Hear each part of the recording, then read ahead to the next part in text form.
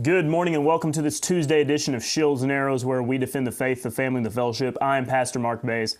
Yesterday we had some technical difficulties, and I'm not certain if we have them resolved. So I'll keep an eye on our streaming over here on my left side. It may do well, but it may not. So what I'm going to tell you is, I'm recording, all right? So if things go down today, I'm just going to keep marching onward. I'll record this entire episode for you, and then I'll upload it afterwards. That way you can watch it, okay? So we'll see what happens. I hope to have all this resolved, and we'll see how it goes, all right? But either way, if I interact with you, it's because I am still live streaming, and I can talk to you, and I can see your comments, and if we do, we'll do a little bit of fellowship at the end, all right? And I'll say hi to you. Otherwise, though, I'm going to go through, we're going to talk about all the different points that we have to talk about today, and we'll just go on, okay? So with that, thank you all for taking the time to tune in. I know it's been a little bit of a rough start to the week, but it looks like, hey, right now we're live streaming and the connection looks good, and thank you all for joining us. I see that some of you are on today. I will let you know, all right? Yesterday, I tried to not leave you with nothing. Even though I couldn't go live, and then just since I didn't have my recording set up with the live stream that day, I decided, you know what, let's just axe it. But here's what I did. If you go over to the YouTube page, you'll notice that we have some new videos uploaded. Yesterday, I uploaded the problem with Sunday school. Now, you've heard me rant about it on the show, but I did an entire Sunday school lesson on the problem with Sunday school. So go check it out. Watch the problem with Sunday school. Also, what did Jesus teach about the tribulation? That was our latest addition, or not our latest, but a new addition to the Last Days series. So what did Jesus teach about the tribulation? I see we only got 16 views there, so you're going to have to do your homework, all right? Get that watched. Really important. What is the context of Matthew chapter 24? I think a lot of preachers get it wrong. We strive to get it right. After all, I know that we comment on politics, and when you see me, you think about all of my rants and everything, but at the end of the day, right, I am a pastor, and this is a ministry. That's our primary focus here. And then finally, I added another session to our Philippians verse-by-verse study, Philippians session 9, chapter 2, verses 17 through 24. And if you want to see me in a polo, look, so unprofessional, wearing the polo right there for that session, all right? And I know I've got the beard. Just be patient. I promise you, one day you're going to turn on Shields and Arrows and you will see the strapping young man that you all remember. But for right now, hey, I'm nearly 30 years old, all right? It's time that I start looking the part, right? But thank you all so much for joining us. And with that, first of all, when I was 17 years old, all right, that's 12 years ago, long time ago. When I was 17 years old, you may recall that there was, I believe the year was like 2015, 2016, something like that. A Colorado baker was sued because he would not bake a quote-unquote wedding cake.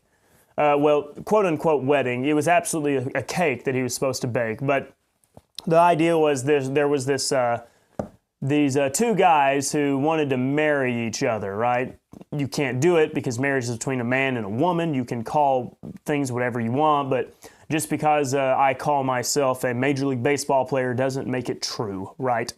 So they wanted to have this cake made, and there was this bakery, very outright Christian in its values, and he said, I'm not going to bake a cake for your confused ceremony in which you think you can actually marry one another. And they sued him for it because he's denying them and he's discriminating against them because they were, same-sex couple. And it has been a long time in court, right? Well, finally, what we're getting now is that the Colorado Supreme Court, 12 years later, man, our justice system is so efficient, has finally ruled its decision in favor of this baker. All right, finally, he's vindicated. Civil rights wins the day, right? That the Supreme Court, even in liberal Colorado, has finally ruled in support of the individual rights of this baker to not have to bake this cake, right? sounds like a great victory and all.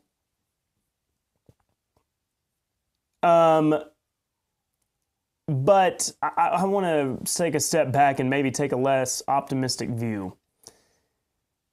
Sounds great that his constitutional rights were victorious. I want you to think about the big picture, though. We live in a world now in which it is a major legal battle, and it's considered a great constitutional win that a state government has determined that this Christian baker, in fact, did not have to bake a cake for this same-sex couple. That is how far our country has fallen. Used to, there was an idea in which you reserve the right to refuse service to anyone. You could just do it, right? As a business, you are not obligated by law to provide service to anybody. And now that is not the case because there's been a lot of civil rights laws enacted. Okay, you can't discriminate against a customer based upon ethnicity and things like that. But didn't we also, in our federal government, forcing this down upon the states, rule that same-sex couples have civil rights? Like there's the right to marriage, quote unquote. Is same-sex marriage a civil right or not? Because if a business has the right to refuse service to anybody, as long as it doesn't violate civil rights, well, doesn't your protection of same-sex couples fall under that umbrella? It's a contradicting thing, and our government's very confused. Now, the courts may say, well, but it was in violation of his civil rights due to his religious freedom and liberty. But if he was to refuse service to someone due to the color of their skin, for example, would his plea to religious tolerance actually prevail? I don't think that we would agree that, or I don't think that we would say that he would win the case then. So, is same-sex marriage a civil right or not? That's the question, because Colorado seems to be contradicting itself. Now, I'm not a legal scholar, and I'm sure there's going to be a legal basis for why it is that the baker had the constitutional right to refuse service due to his own religious freedom. But if we've already said that same-sex couples have civil rights, then why would he be able to deny their civil rights? I say all that to say, is it good that the baker was vindicated and prevailed at the Supreme Court in Colorado? Sure. At the same time, what in terrible shape our country's in if this is the world that we're living in today, that we're having to have these great debates. America, we don't know what a man or a woman is. We're having deep debates on that. We are trying to decide when it's okay to murder a baby that's in the womb. And we are having these great legal battles to determine if a same-sex couple can force a Christian baker to bake a cake for them.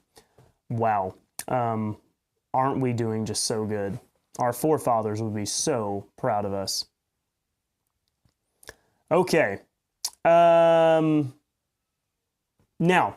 as we move on, let's talk about the election, because politics matters.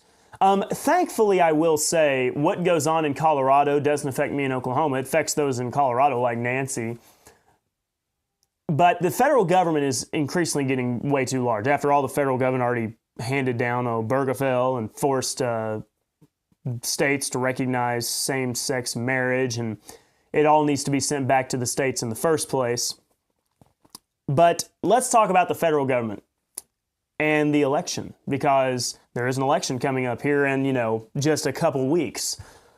Trump is coasting right now, and it's amazing. I actually had this in so here's my notes, right? My notes are not elaborate. I just write down a few things with a few notes, a few points that I want to make, and this is kind of the notes that I have for you. The statement, Trump is coasting right now, was written down by me at like 7:30 yesterday morning. And Ben Shapiro must have somehow hacked my notes because he used the exact same line later in his show at 10:15 a.m. So Trump is coasting right now. Ben Shapiro got that from me. He owes me royalties for it. And I think that we'd all have to say that everything considered, let's say that this time last year, in November, there were still the primaries going on. We had not determined entirely who was going to be the candidates, right? I mean, obviously Trump had a massive lead. But in November, we were in the midst of the primaries. And let's just say that hypothetically, I had no idea who was going to be the candidate. And of course, at the time, there were a lot of legal issues that we thought, well, maybe Trump is not going to be the candidate for whatever reason. If I would have made a deal with you, whoever the Republican nominee was, the conservative nominee, come November, or come October, later October, this Republican candidate is 2 points behind nationally and statistically tied in almost all of the major swing states. Would you take that deal? Would you take it? And once again, we're assuming the polls are worth something, and maybe they are, maybe they're not. Considering that the Republican normally underperforms, the Democrat underperforms compared to what the polls say, and the Republican overperforms, would you have taken that deal, just a nameless candidate? I think you would have to say yes. Absolutely. That is what Trump is doing right now. He is within 2 points. Let's just take a look at our polling. So presidential polls, we are going to be keeping an eye on them because mostly just comparing them to what the previous elections have been. So right now, looking at 538, as of today, Harris has a 1.9% national lead on Trump. Okay, 1.9%. Going a little bit back and forth. She was, yesterday, she had a 1.8. I mean, does that really matter? Not really. But yesterday she had a 1.8. Where she's at 1.9 today, and 1.8, 1.9 has been about the lowest that she's ever had. And then that's nationally. Our most recent polling, okay, ready? Here's our most recent polling. TIPP Insights as of yesterday, dead even, Harris 48, Trump 48.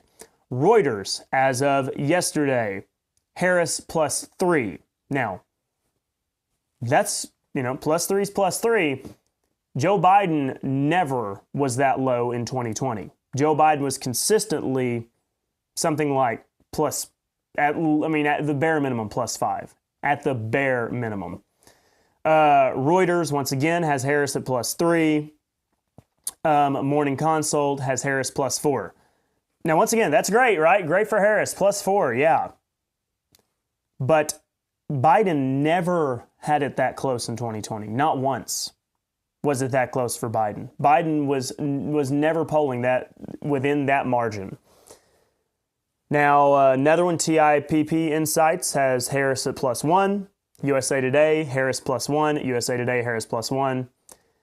So this is an incredibly tight race. Then if you go back to October 17th, you have Atlas Intel, Trump +3, Atlas Intel, Trump +3, ActiveVote, Trump +2.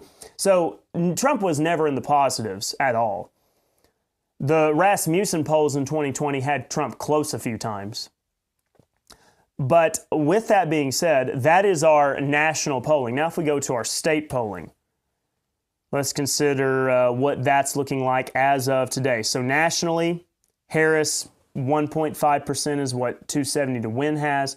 Here's our swing states. Georgia, Trump, +1.9. Arizona, Trump, +1.7. Michigan, Trump, +0.4% in Michigan.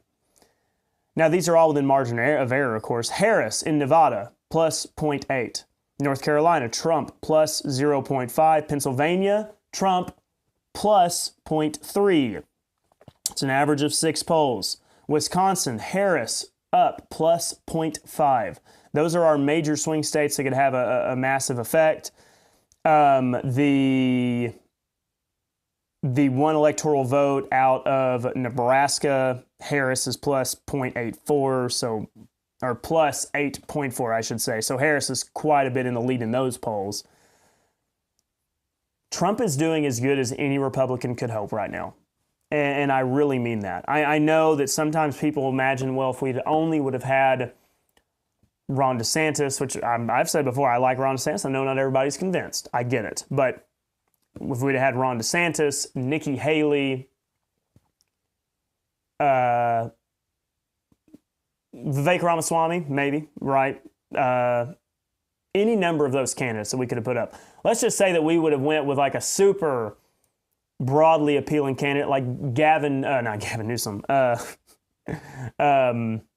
My goodness, the governor of Virginia, and my man, Glenn Youngkin. That's why I got it mixed up. Glenn Youngkin.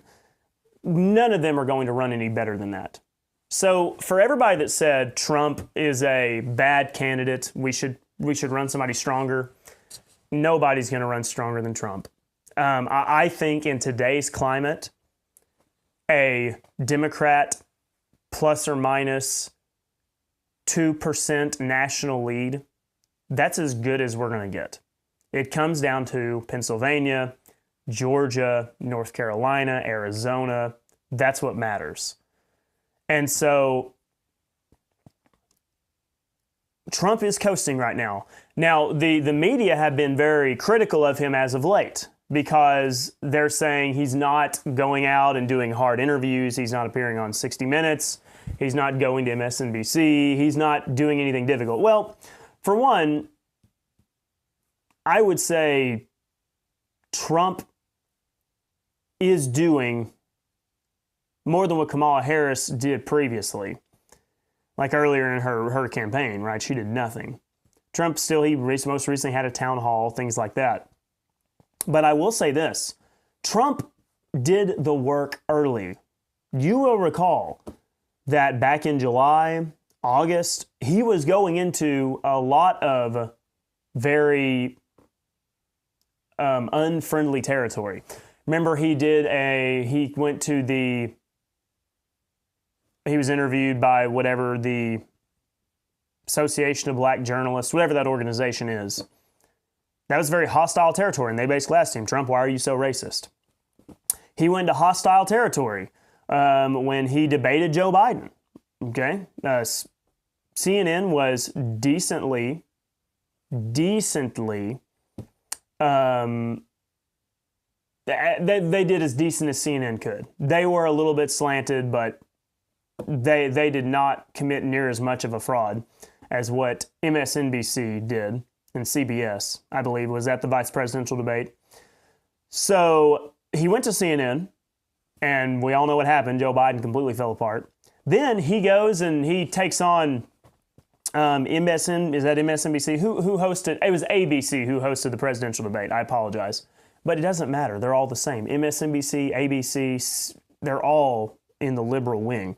But he went to that, and it was 3 versus 1. It was the moderators, all right, Brett Muir, and the lady who was there as well, and of course Kamala Harris. It was 3 versus 1. Could you imagine for a moment, just imagine, Kamala Harris in a 3 versus 1 setting? She struggled in a 3 versus 1, and she was on the team with the other 2 helping her.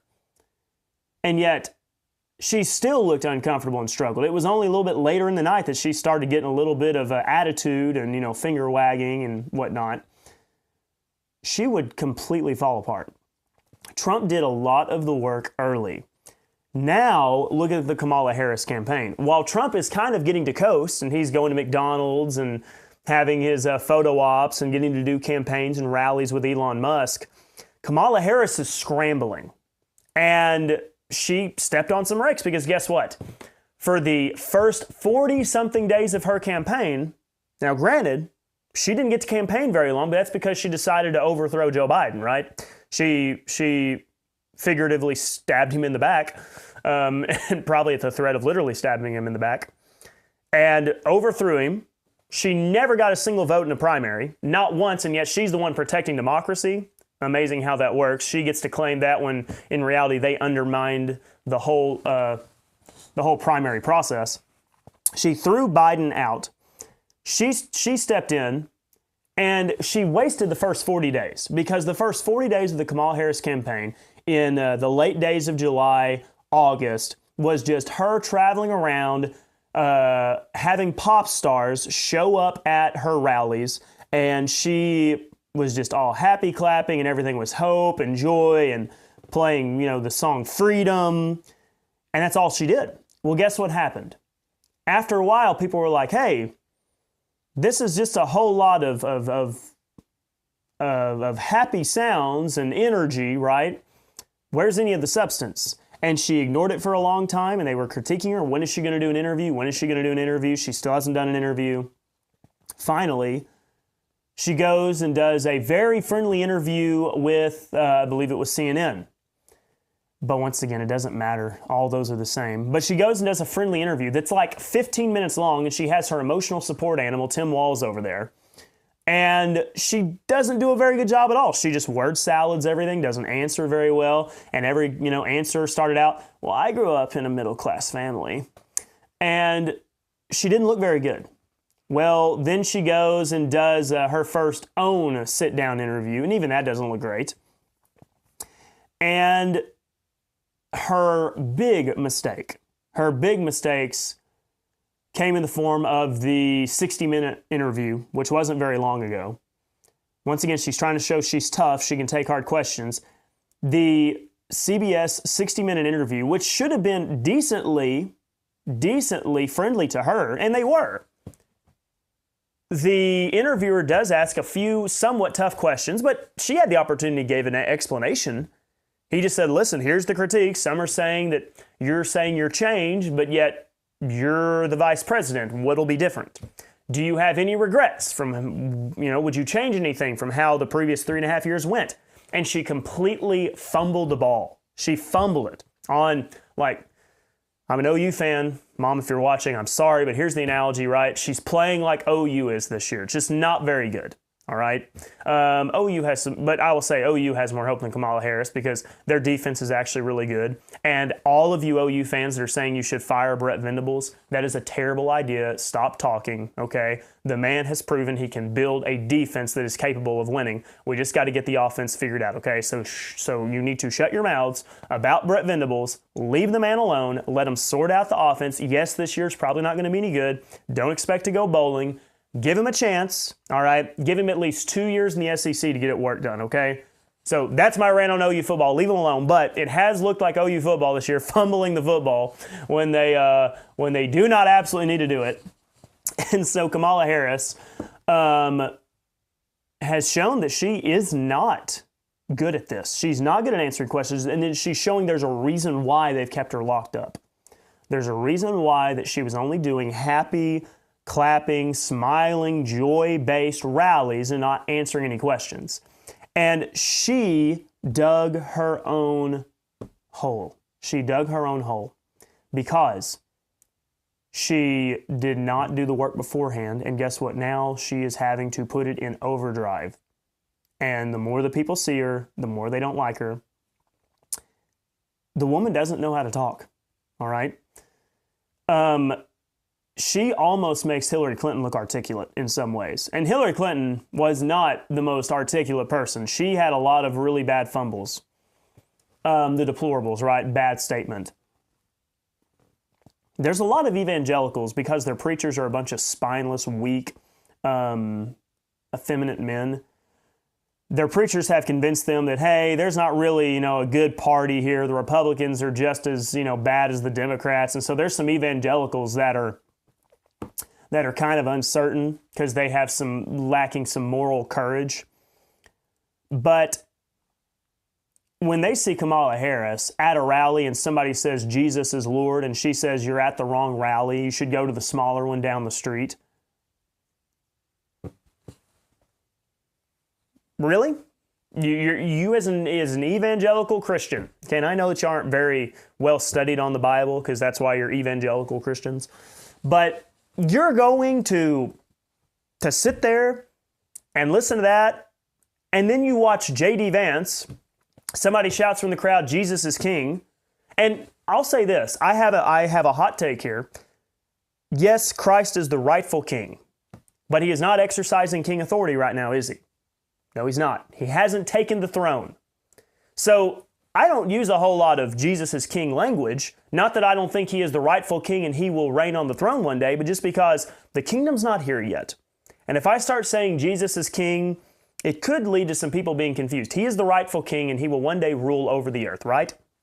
That is true. That's biblical. But J.D. Vance responds with, yes, Jesus is king. I think J.D. Vance is a good Catholic. Do you really have that much confusion and struggle with making a decision here? And the Matt Chandlers of the world, right? Those weak preachers who think that they know the Bible, but they don't. They just repeat what everybody else has told them. They're, just copying John Piper, and John Piper is just copying R.C. Sproul or whoever, Charles Spurgeon. They're going to tell you, well, they're just pandering to you. Well, you know what? At least that means that they care about me. They want my votes.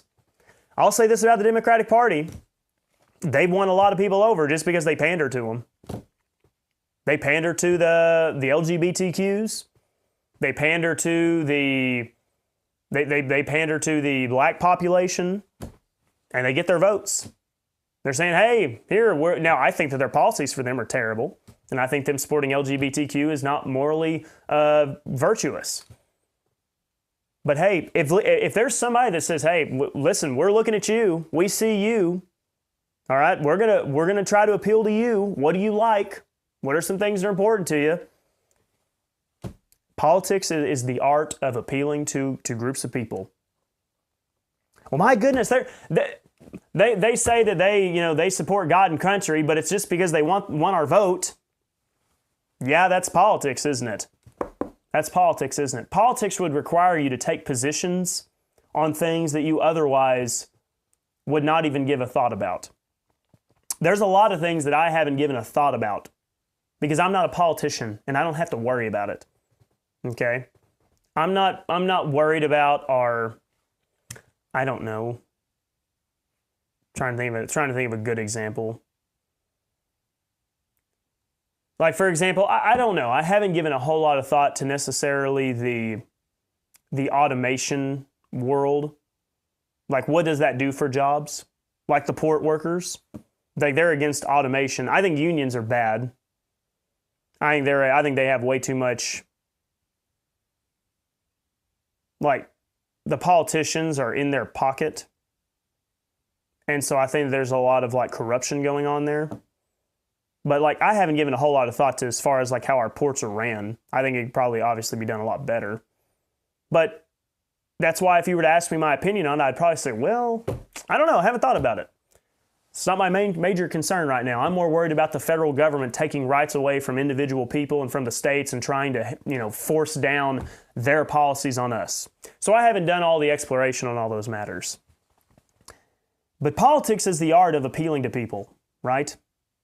That's what you got to do. So Christians, get off your holy high horse and realize that there is a party that mocks people for saying Jesus is Lord. And there's another part that says, yes, we accept you, okay? We would like you in our camp. We think that you would be a good addition to the team, okay? We would like your votes. We can go along with a lot of what you hold to. We're not going to step on you. We're not going to belittle you. What more do you want? What more do you want? Man, this moral decision. One party is openly for just unrestricted abortions. Another party, though, says, well, the party should, the matter of abortion should go back to the state. There's even some in that party that says abortion should be banned. Then there's some that say that the state should be able to, or the government should be able to control what you what you teach your children, but we would like to be able to raise our children how we want. This is stop the madness, okay? You silly people. Think for yourself. Stop listening to your silly pastors who just sound like, bleeding heart liberals, okay? My goodness gracious. All right. So with that,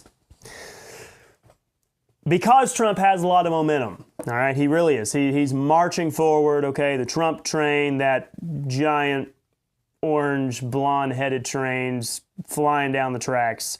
The media is trying to stop it. And so over the weekend, the media tried a few different things, okay? Media tried a few different things. And the first story that they're trying to go with is that Trump is getting old and senile, okay? Something's wrong with him. He's not healthy. So ABC, the guests were talking about Trump, and they were talking about how Trump is having some cognitive decline. Here's a quote from Ramesh Panuru. It says, Trump is declining. He's exhibiting less control. He's always been meandering, but it's gone to a new level. He's always had a streak of vulgarity. It's gone to a new level as well. He did make some off-color comments. Let's just talk about that for a moment.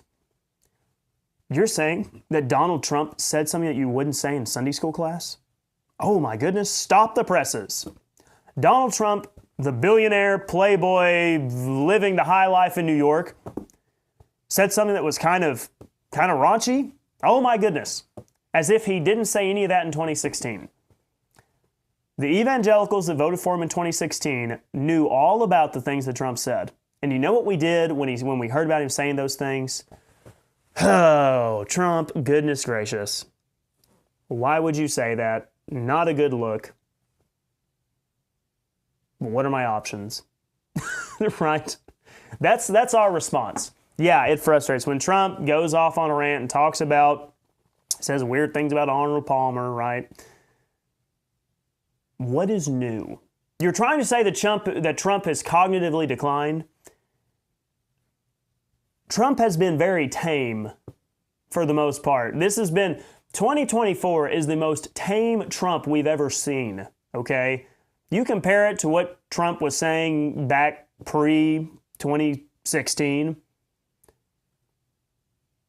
that's all baked into the cake. We all know that Trump is not this extremely, Mr. Rogers type character, right? Nobody thinks that Donald Trump is super sweet grandpa. Now, he can be pretty nice, though. Did you see him complimenting the people at the McDonald's and everything, and commenting, one of the young ladies saying how beautiful she was? Trump he has that side to him. Nobody who's watching this show, right? None of you are convinced that Trump is Mr. Sweet, nice old grandpa, right? We all know that Trump has a little bit of that, or maybe a lot of it, of that rougher style, right?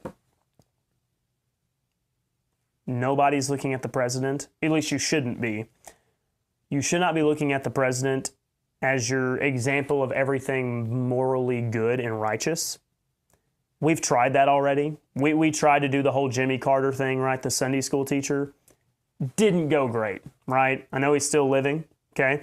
It's amazing. Either Jimmy Carter has been blessed by the Lord or cursed, because he's going to live long enough probably to see the reestablishment of the monarchy in Iran, which would be quite amusing. But we tried the whole super moral Jimmy Carter fella, right? Super moral does not always lead to great executive leadership, okay? Just kind of how it is. I've said this before, and this is an interesting topic. Some of the most moral people in the church are not the ones that are behind the pulpit, right? Or directly leading in ministry. It's probably some of the people in the pews, right? But whose job is it to teach the Bible, right? To study and to make hard decisions. It's got to be somebody's job. Do we really think that the man behind the pulpit's always the most moral person in the church? I know that's not a direct one-to-one because there is principles of morality that as Christians we hold to. But if it's not true in the church, why would we expect it to be true in our White House? To say, oh, whoever the president is has to be the most moral person that's ever walked the earth. That's not the world we live in. There's a guy that needs to do the job, and we're not so much worried about everything that he says. We're more worried about what he does. And people are looking back and realizing that 2017 through 2019 were actually pretty good. The COVID years when everything went bad. And that's because Trump listened to the establishment too much.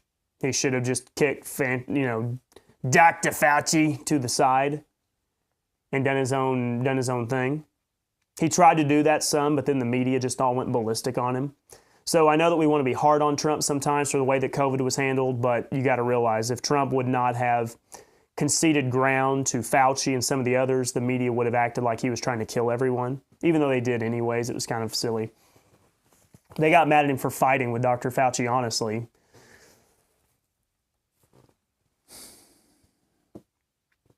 But they're trying to claim Trump is in cognitive decline. He's saying these things.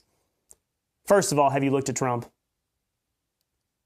Trump, if anything, Trump is acting a little bit more tame, like I said, than what he was previously. What about Joe Biden?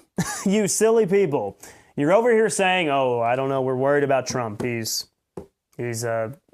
using some whatever random excuses they can come up with. He seems to be in decline. He's just not himself anymore. Joe Biden is not a functioning person, okay? Here's the thing.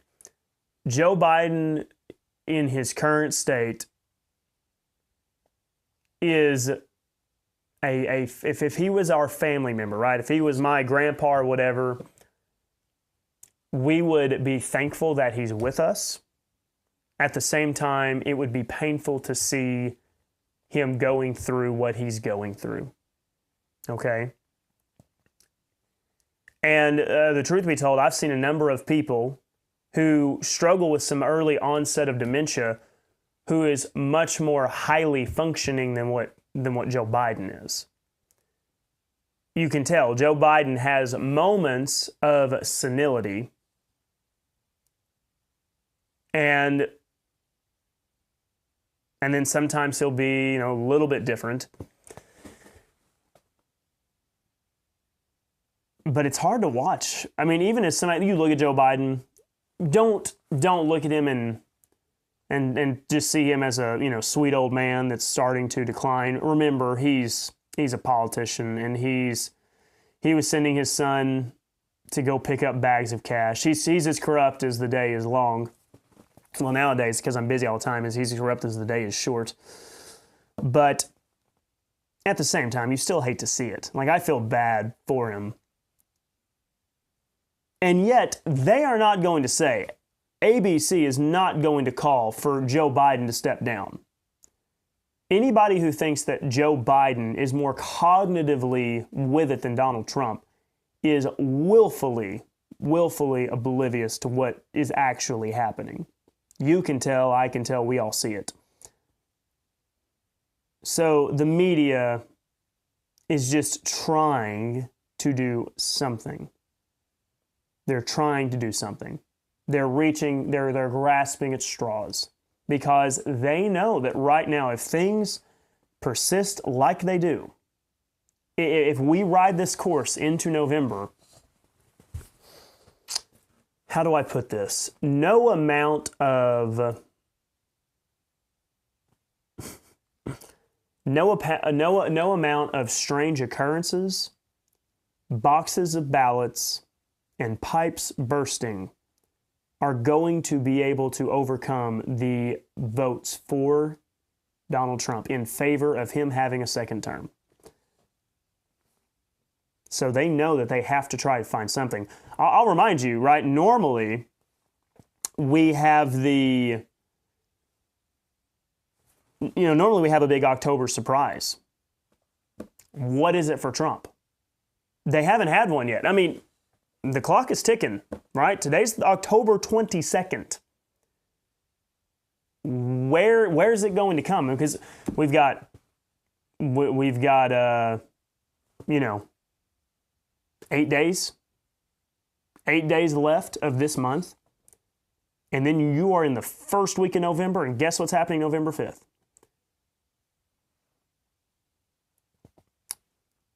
What are they going to be able to do between now and then? I'm not saying you can't. Politics is absolutely unpredictable. Absolutely. There's no telling what could happen, all right? Something could change. All right, Trump could, in theory, have like a medical spell. I think if Trump was at a rally and he had a clear medical incident, things could drastically change then, right? Things could. Kamala Harris could have some kind of really good moment. But what can happen to really change the race? It would take something catastrophic, right? Maybe an assassination attempt on Kamala Harris. Could you imagine? We don't want that to happen. But could you imagine how the media would spin that? Because they buried Trump's assassination attempt. I mean, they don't even talk about it anymore. It's only the biggest news story that's really happened in, the past probably decade or so. But if Kamala Harris, if there was an attempt on her life, that could maybe be enough to tilt the scale because the media would be running it non-stop. Non-stop. So we're left, I think, we're getting to the point now, since there's 2 weeks left, basically,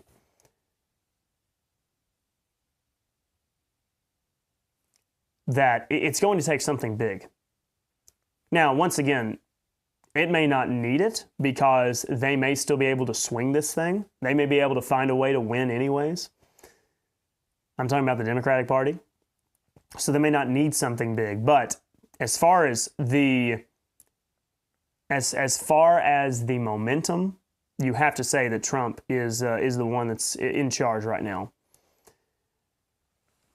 So with that, the media is going to try to spin this. They're going to look for a story. Just wait, okay? There's going to be something. I will say that with absolute certainty, there'll be something that hits the news cycle within probably the next 4 or 5 days. I mean, the media can't wait much longer. They can't. Something's going to have to happen. They've been throwing things at the wall. They tried, Trump's, they're eating the dogs, they're eating the cats. They tried to make that a big deal. Trump's a racist, didn't stick. They tried, remember there was like some new pages released from the January 6th thing, and they were like, oh, this is going to sink Trump. Have you even heard about it? I haven't. Nobody cares. I mean, I think let's just go to CNN.com right now. Let's just see what their main page says. Look, you don't even see the whole big release on the January 6th cases, not even in their main news. Nobody cared. They tried it for 5 seconds, and everybody realized that was silly. Yeah, look, they don't even have... A new generation is hearing the 2024 campaigning differently, so they're going to try to say... they're going to try to say that, the younger generation, they're all super fired up about Trump, really excited about it. Both parties bring in donations from older voters, but the CNN investigation found Republican candidates doubling down on deceptive fundraising. See, there you go.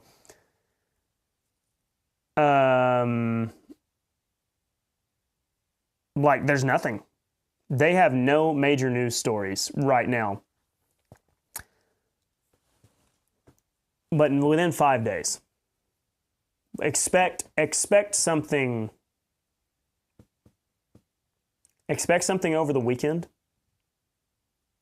Expect something over the weekend. Something. I don't know exactly what, but they'll try a new story. They tried the Trump has dementia thing. It's not working either. They're already giving up on it.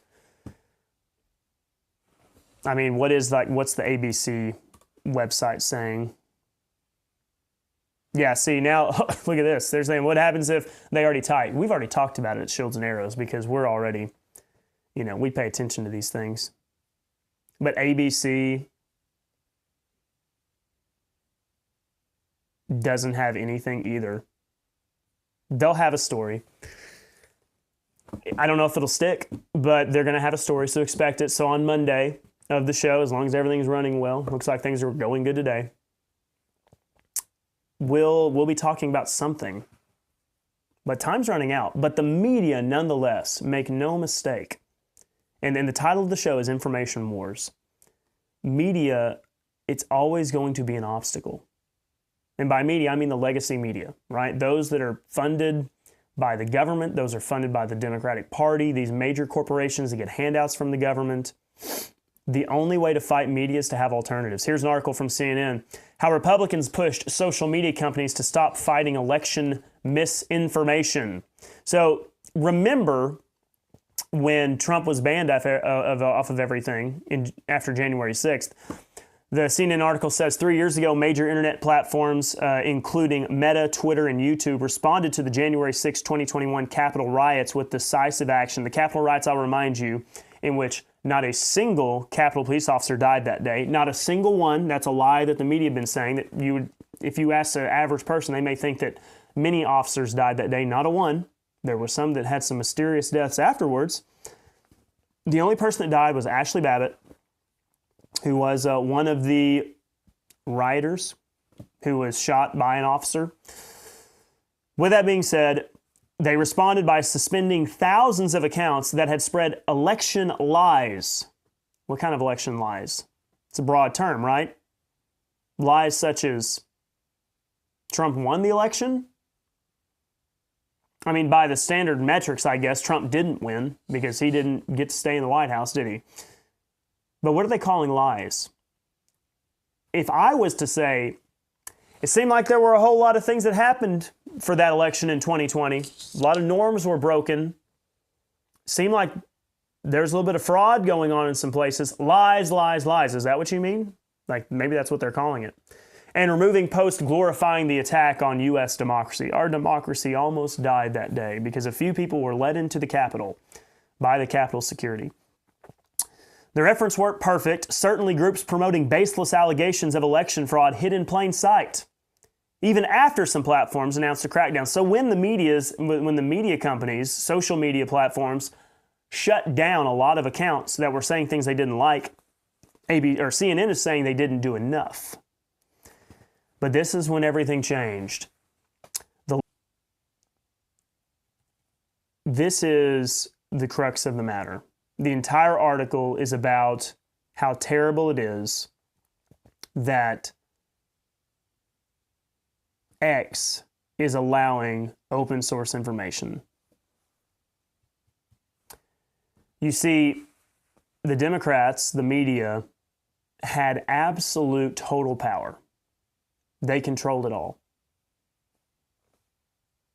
They controlled Facebook, they controlled YouTube, they controlled X. Elon Musk buys X, and now guess what? You can go somewhere and find the other side of the story. Where beforehand, Twitter would delete anything they didn't like, Facebook would shut down things, they would hide the Hunter Biden laptop story. X is completely free speech. Now, I'm sure they have some policies regarding some things, and there's some things that they need to delete off of X. Okay, I've talked about that before. Got to clean it up. And I mean just like vulgar things, right? Things that are perverted and inappropriate. But as far as the news, X is not censoring people. You can tell your side. You can say what you want about Kamala Harris, and you can say what you want about Donald Trump. The media hate it. The media hate it. Having alternatives to the biased liberal media establishment complex may just be what saves the country. It may just be. It may be what allows conservatives to have a chance, to have a voice. Because beforehand, all it was just the media complex. So, media matters, but not in the way that media is an organization that wants to shut down false media stories. saying is information matters. You cannot ignore it. You have to embrace it and utilize it to your ability. That's what Elon Musk did. That's what conservatives have been needing to do. Conservatives need to fight in the culture, right? We have to communicate better. And by being very specific to us, right? We as very strongly convicted people about the Bible and rightly dividing Bible study, revelation given to they have and they will shut us down. You, many of you, I know, have been kicked out of churches. And I know that many of you have been by some of your close friends due to your view on the Bible, due to your theology.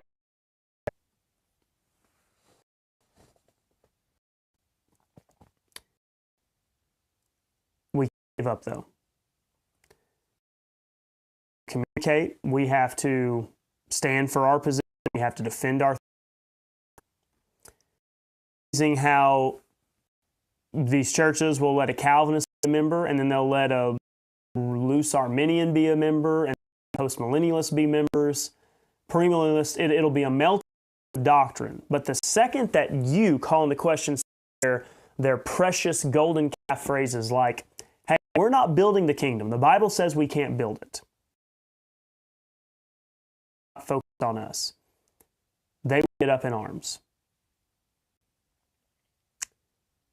We need to fight the information war well, and we do that through our ministries like mine, Randy White's, many others, Dr.